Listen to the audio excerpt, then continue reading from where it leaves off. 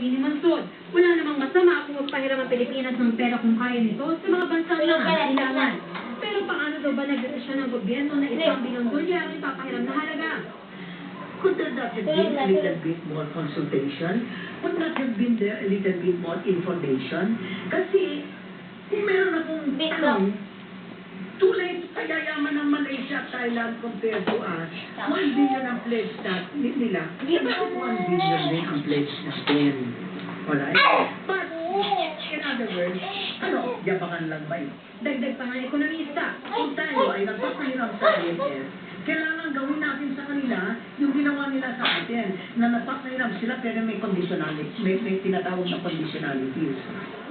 Kanina nag-beatbox si Uno doon. Sige nga. Beatbox nga, anak. India, leopard na aksidenteng nahulog sa imbakan ng tubig, nailigtas. Beatbox na, anak. Kanina kayong dalawa ni Kuya Bradley, di ba?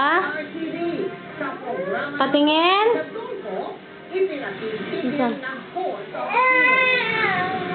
Nag-beatbox Kita sa Pilipinas, ni Jessica Sanchez, Ang galing. Ay.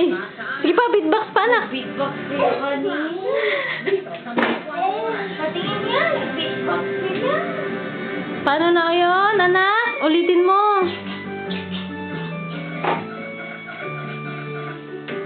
Wala ang atensyon sa pagkain. Mahuhulog ka dyan.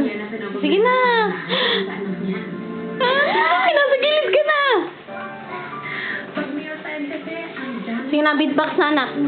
Wala ang atensyon sa pagkain. Kaya ang bata, Galing sa kainin. ang scared ng lactose. Baba. Set a designated time and place for meals. Beatbox ulit. Time out muna sa video game. And, time out muna sa toys. Baba. Dahil ang oras ng pagkain, hindi oras ng paglalaro. At kapag ang atensyon ay nasa pagkain na, subukan niyo samahan ito ng iyong lactose. With appetite support nutrients and essential nutrients from the food pyramid to help make your child a 100% nourished kid. Sa lactose, pwede tayong maging 100% banasa.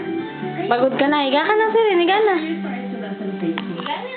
Time for a makeover. With healthy slime, win.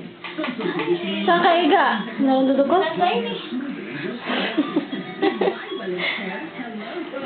Ano bang talamat? Ganyan yan. Hanapin yung cellphone. Bibigay kay mama.